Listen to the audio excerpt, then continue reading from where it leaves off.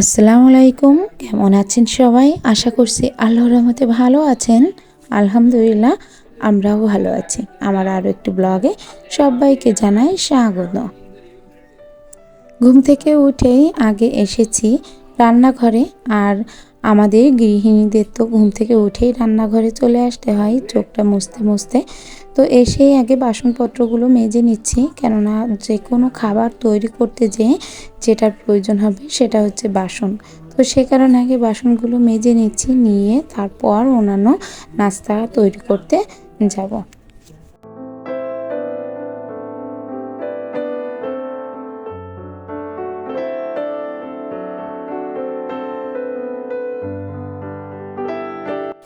নাস্তা তৈরি করে খাওয়া দাওয়া কমপ্লিট হয়ে গেছে, আর এখন তো দেখতেই পাচ্ছেন বেরিয়ে পড়েছি।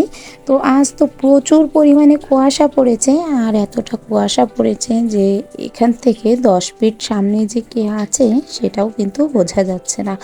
আর চারিটা পাশ মনে হচ্ছে কি যে দার্জিলিংয়ে চলে আসছি। আমাদের এই জায়গায়, এটা হচ্ছে ভাটার ভিতরে। তো এই জায়গাটা দিয়ে যেতেও কিন্তু বেশ ভয় করছে। আর ছোট্টবেলার কথাগুলো মনে পড়ে যাচ্ছে, যখন এত ভোরবেলা আমরা স্কুলে প্রাইভেট পড়তে যেতাম তখনকার কথা।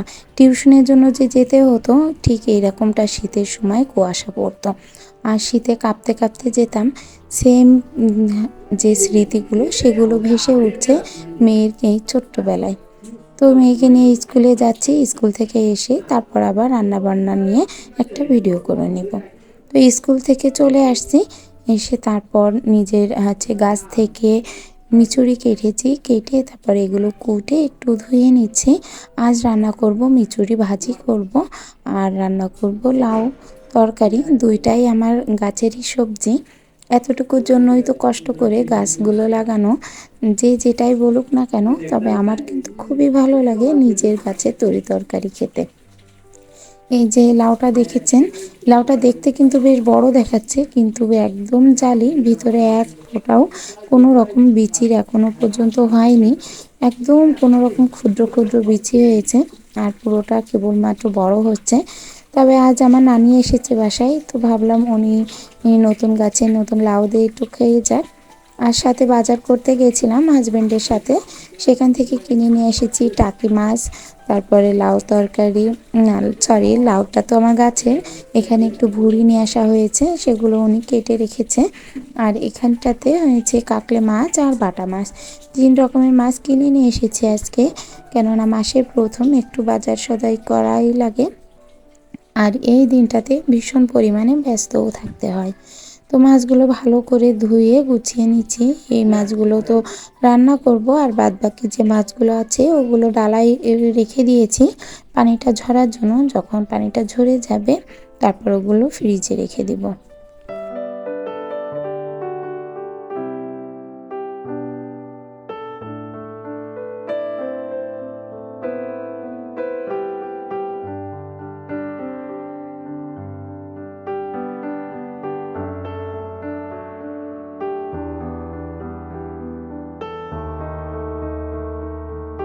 মাছটা ভেজে নিয়েছি, আর মাছটা একটু কড়া করে ভাজা হয়, কেননা আমার বাসার সবাই একটু কড়া ভাজি খেতে চায়, সেটা তরি তরকারিতে দিতেও কি অথবা শুধু খেতেও তাদের কড়া ভাজি রাখাই লাগবে। তো যাই হোক, মাছটা ভাজি করেছি, লাউ তরকারি রান্না করেছি, তার মেচুরিটা রান্না করেছি, টোটালে রান্নাবান্না শেষ। এখন ভাতটা চুলায় দিয়ে দিয়েছি বসিয়ে, যে ভাতটা হতে লাগুক, আর এদিকে আমি অন্যান্য কাজটা কমপ্লিট করে ফেলি। তো এখানে বাটা মাছটা কন্টেনারে রেখে নিয়েছি, টাকি মাছটা ভরে নিয়েছি, আর এবার যে কাকলে মাছটা আছে সেটা ভরে নিব। নিয়ে সব কিছু একদম বক্সের মধ্যে ভরে তারপর ফ্রিজে রাখতে পারলেই শান্তি। আর তেমনভাবে রান্নার কাজ অথবা রান্নাঘরের কাজ বলতে এতটুকুতেই শেষ। এবার ঘরটুকু একটু পরিষ্কার করে নিব।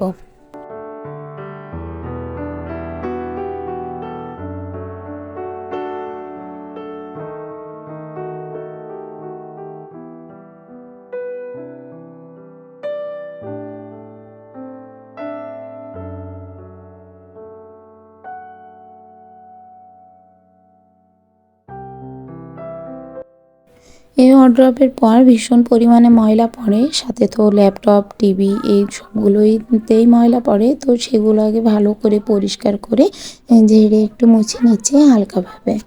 যে ভাই ওই যে স্যার বলেছে যে গাড়িগুলা গিলে রাস্তার এক পাশে যেতে হয়, আর গাড়িগুলা মেয়ে মানুষ বলতেই হয়তো একটু অন্যরকম হয়, তো সেটা আমার মেয়েকে দেখেই বোঝা যাচ্ছে।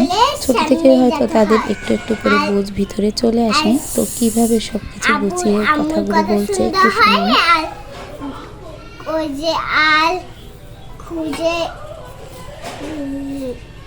যে চিপিল খুসা কোন রাস্তায় ভাত হবে না, শুধু ডাস্টবিনে খাই দিতে হবে।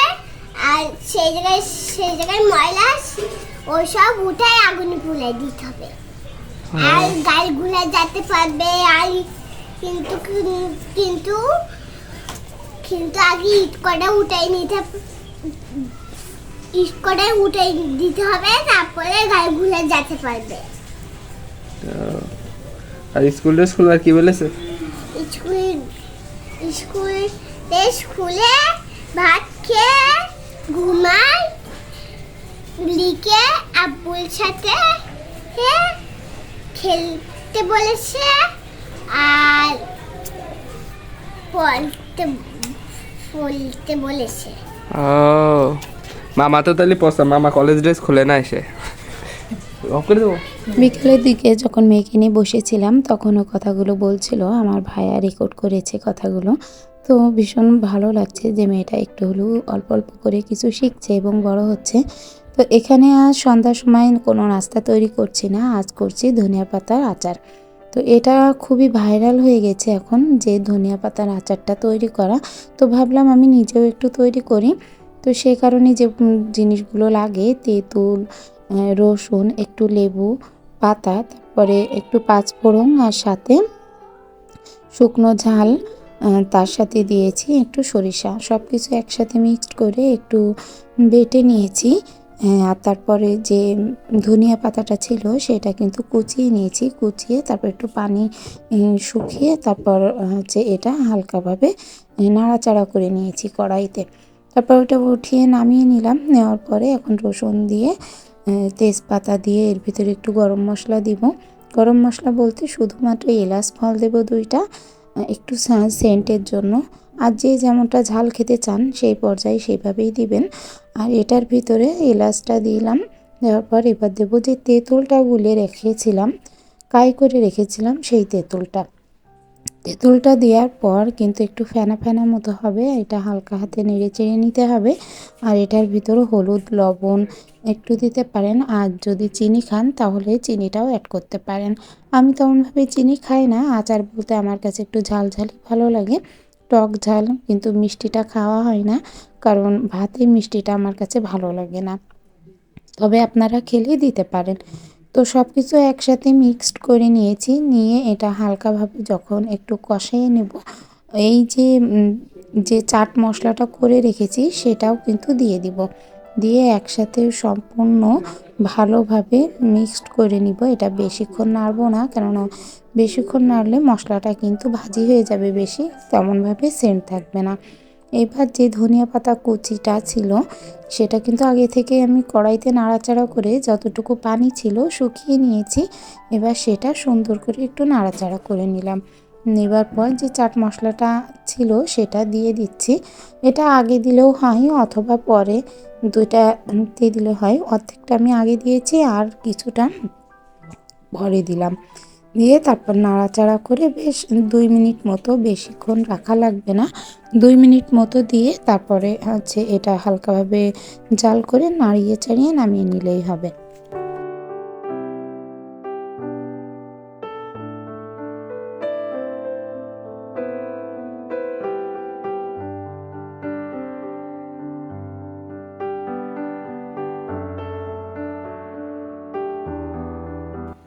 এই তো হয়ে গেছে আমার ধনিয়া পাতার আচার। এবার কিন্তু খাওয়ার জন্য রেডি। এটা হালকাভাবে যখন ঠান্ডা হয়ে যাবে তখন এটা কাচের বয়মে ভরে আপনারা সংরক্ষণ করে খেতে পারবেন 6 মাস মতো, অথবা ফ্রিজে রাখলে 1 বছর পর্যন্ত খেতে পারবেন। তো আমি যে কড়াইটাতে ছিল একটু, সেই কড়াইটাতে হালকা পরিমাণ অল্প একটু ভাত নিয়েছি 1 চামচ মতো নিয়ে, এটা ভাবছি আমার ছেলে মেয়ে অথবা আমি নিজেও একটু খেয়ে দেখি কেমনটা হয়েছে। সত্য বলতে ভীষণ টেস্টি হয়েছিল আর অনেক ভালো লাগছিল ভাতটা খেতে। রাত্রে রুটি এবং মাংস করেছি, তো সেটাই খাচ্ছি। আর এটা হচ্ছে আমার নানি যে এসেছে, তো আমার নানির জন্যই মূলত মাংসটা আর রুটিটা রাত্রে করা। যেহেতু ভাত তরকারি ছিল তারপরও এটা করে নিলাম। পরিবারের সবাই একসাথে খাওয়া দাওয়া করেছি রাত্রের দিকে বসে। তো আমার আজকের ভিডিওটি যদি ভালো লেগে থাকে তাহলে প্লিজ একটা লাইক দিতে ভুলবেন না। আর যদি চান আপনাদের এই বোনটি একটু হলেও ইউটিউবে জায়গা করে নিন, তাহলে চ্যানেলটি সাবস্ক্রাইব করতে পারেন আর এই বোনটির পাশে দাঁড়াতে পারেন। ভিডিওটা এখানেই শেষ করছি, দেখা হবে নতুন কোনো ভিডিওতে। ততদিন সবাই ভালো থাকবেন, সুস্থ থাকবেন। আল্লাহ হাফেজ।